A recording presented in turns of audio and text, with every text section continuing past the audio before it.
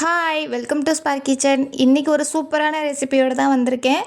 சாப்பாட்டிலேருந்து கருவேப்பிலையை தனியாக எடுத்து ஒதுக்கி வைக்கிறவங்களுக்கு இந்த ரெசிபி ரொம்ப யூஸ்ஃபுல்லாக இருக்கும். நம்ம சமையலில் போடுற கருவேப்பிலையை அப்படியே சாப்பிட பிடிக்காதவங்களுக்கு இந்த கருவேப்பிலை மிட்டாய் ரொம்ப யூஸ்ஃபுல்லாக இருக்கும். சின்ன பிள்ளைங்கள்லேருந்து பெரியவங்க வரைக்கும் இதை தாராளமாக செஞ்சு கொடுக்கலாம். இதில் அவ்வளோ பெனிஃபிட்ஸ் இருக்குது. சாப்பிட்டதுக்கப்புறம் இதை 1-2 உருண்டைன்னு சாப்பிட்டு வந்தீங்கன்னா செரிமானத்துக்கு அவ்வளோ நல்லது. அது மட்டும் இல்லாமல் முடி கொட்டுறதை ஸ்டாப் பண்ணி முடி வளர்ச்சியை தூண்டும், பார்வை திறனை அதிகப்படுத்தும், இரும்பு சத்து அதிகமாக இருக்குது. இந்த மாதிரி எக்கச்சக்க பெனிஃபிட்ஸ் இருக்குது. அப்படி இருக்க இந்த கருவேப்பிலையை வச்சு நல்லா டேஸ்டான ஒரு மிட்டாயை ரெடி பண்ண போகிறோம். வாங்க இது எப்படி பண்ணுறதுன்னு பார்க்கலாம். இதுக்கு நல்ல ஃப்ரெஷ்ஷான கருவேப்பிலையாக பார்த்து எடுத்துக்கோங்க.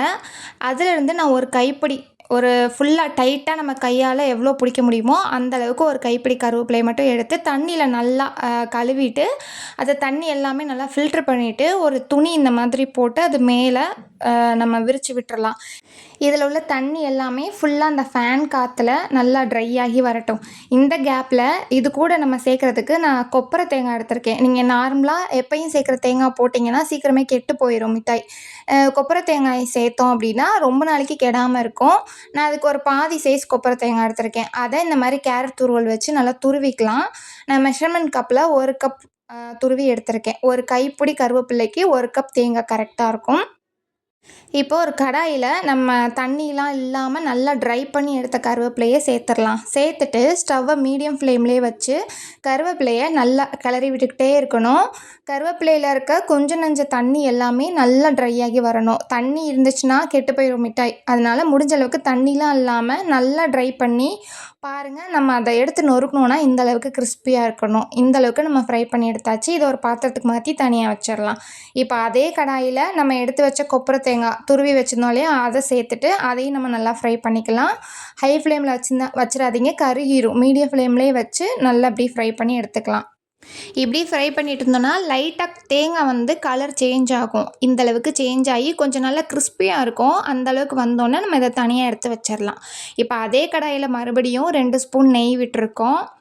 2 ஸ்பூன் நெய் விட்டு இது கூட ஒரு 20 போல் பாதாம் எடுத்திருக்கேன். அதை இதில் சேர்த்துடலாம். இது கூடவே ஒரு 2 ஏலக்காய், ஒரே ஒரு சின்ன பீஸ் பட்டை எடுத்திருக்கேன். அதையும் இது கூட சேர்த்துக்கலாம். ஃப்ளேவருக்கு நல்லாயிருக்கும். சேர்த்துட்டு நம்ம நெய்யிலே இந்த பாதாமையும் இதையும் ஃப்ரை பண்ணிக்கலாம். அது கூடவே ஒரு 15 பேரிச்சம்பழம் விதையெல்லாம் எடுத்துகிட்டு சேர்த்துருக்கேன். பேரிச்சம்பழம் நம்ம இது கூட சர்க்கரையோ வெல்லமோ எதுவுமே சேர்க்க போகிறதில்ல.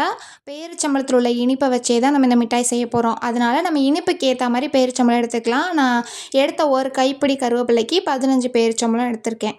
அதையும் நல்லா நெய்யில் ஃப்ரை பண்ணி தனியாக எடுத்து வச்சிடலாம். இப்போ நம்ம எல்லாத்தையுமே அரைக்க ரெடி பண்ணிக்கலாம். மிக்ஸி ஜாரில் நம்ம ஃப்ரை பண்ண கருவேப்பிலையை எடுத்து ஃபஸ்ட்டு அதை மட்டுமே தனியாக நல்லா எவ்வளோ முடியுமோ அந்தளவுக்கு கொஞ்சம் ஃபைனாக அரைச்சி எடுத்துக்கலாம்.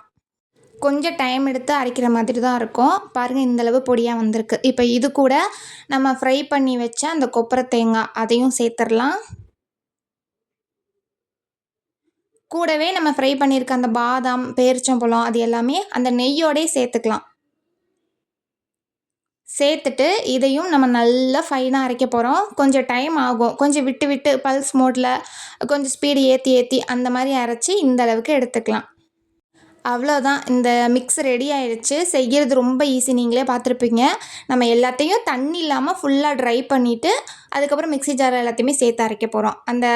அந்த மிக்ஸை எடுத்து இந்த மாதிரி உருட்டினீங்கன்னா நல்லா உருட்ட வரும். இந்த மாதிரி எல்லாத்தையுமே நம்ம உருட்டி வச்சுக்கலாம்.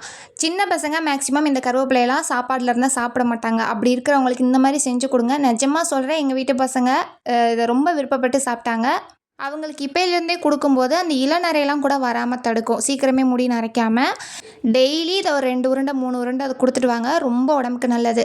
இதோட செல்ஃப் லைஃப் பார்த்திங்கன்னா நம்ம செய்முறை அது கூட நம்ம ஸ்டோர் பண்ணி வச்சுக்கிறத பொறுத்து வரும். நல்லா தண்ணி எதுவும் இல்லாமல் எல்லாத்தையும் நல்லா ஃப்ரை பண்ணி ட்ரை பண்ணி நம்ம செஞ்சு கிளாஸ் பாட்டிலில் போட்டு வச்சோன்னா வெளியில் வைக்கும்போது 10லேருந்து 15 நாள் வரைக்கும் வச்சு யூஸ் பண்ணலாம். அதே ஃப்ரிட்ஜில் வச்சுட்டிங்கன்னா 1 மாதம் வரைக்கும் கூட வச்சு யூஸ் பண்ணிக்கலாம்.